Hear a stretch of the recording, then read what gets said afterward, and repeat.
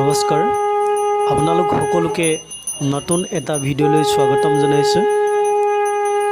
আজিৰ এই ভিডিঅ'টোত আমাৰ গাঁৱত অৰ্থাৎ শ্ৰী শ্ৰী আই পদুমণি গৰখীয়া থানত দুৰ্গা পূজা কেনেকৈ পতা হৈছিলে তাৰ ওপৰত এই ভিডিঅ'টো হ'ব। খুব এটা সুন্দৰ ভিডিঅ', আপোনালোকে শেষলৈকে চাই থাকক।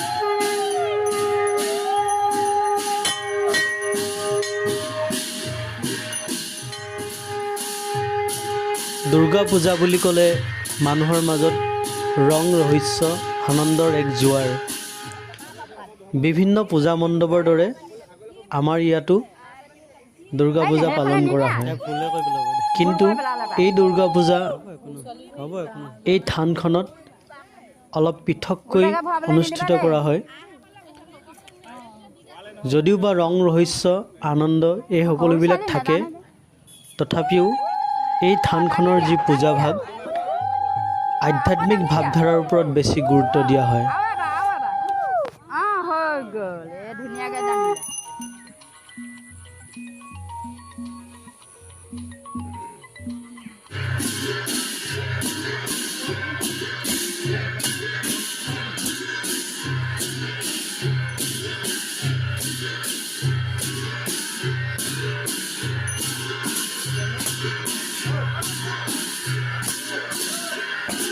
দেৱীৰ মূৰ্তি প্ৰতিষ্ঠা কৰাৰ সময়ত এনেদৰে বুৱতী নৈৰ পৰা পানী তুলি আনি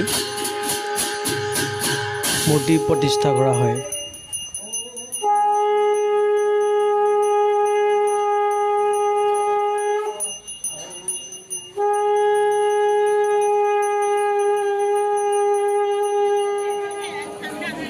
এয়া থানলৈ অহা বিভিন্ন ভক্তগণৰ সমাগম।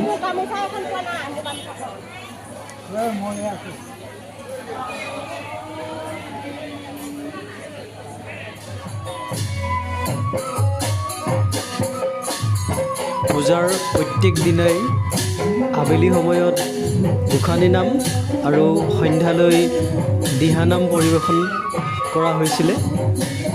আমাৰ ওচৰ পাজৰে থকা গাঁওকেইখনৰ যুৱক যুৱতী আইসকলক নিমন্ত্ৰণ কৰা হৈছিলে আৰু এনেদৰে হৰিনামেৰে সন্ধ্যাটো মুখৰিত হৈ আছিল।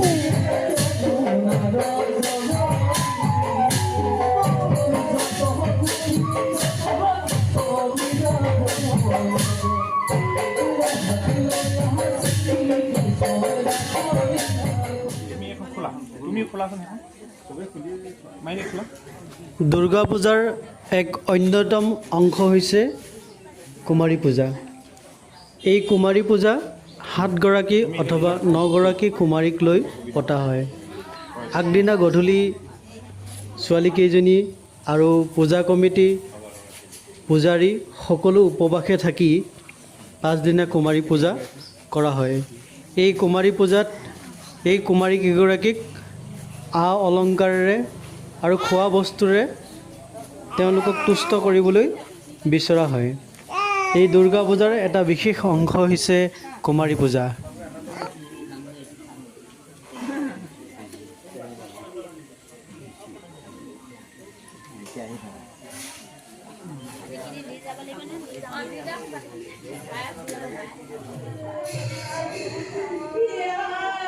পূজাৰ শেষৰ দিনা মহাপুৰুষ শ্ৰীমন্ত শংকৰদেৱৰ এক অনুপম সৃষ্টি ভাওনা প্ৰদৰ্শন কৰা হৈছিলে।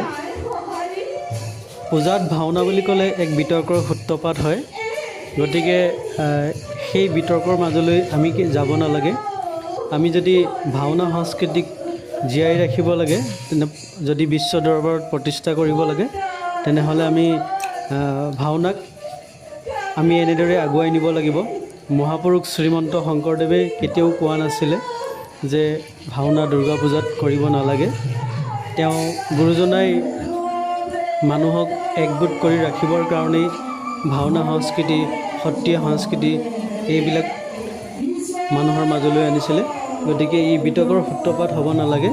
ভাওনাৰ শেষৰ দিনা এই দুৰ্গা পূজাস্থলীটো ভাওনা প্ৰদৰ্শন কৰা হৈছিলে।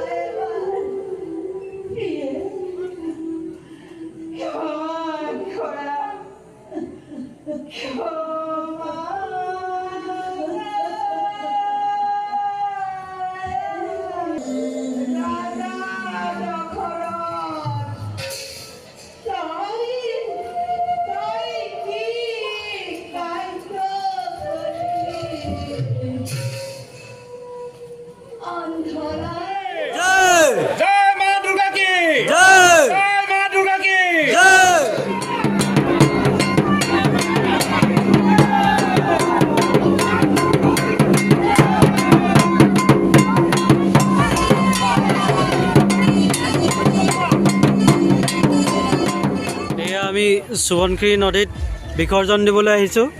সকলো ভক্তপ্ৰাণ ৰাইজ আছে, সকলোৱে আহি বিসৰ্জন দিবলৈ আহিছে। এয়া দেখিছে গোটেই ভক্তগণৰ সমাগম। সোৱণশিৰি নদীত আমি বিসৰ্জন দিবলৈ আহিছোঁ। এয়া SDRFৰ মানুহো চিকিউৰিটিৰ কাৰণে ৰৈ আছে, যাতে নদীত কোনো মানুহ নানামে, তাৰ কাৰণে। এয়া দাদাহঁত আহিছে, তেওঁলোকে এয়া জোনদাহঁতো আহিছে। তিলক দা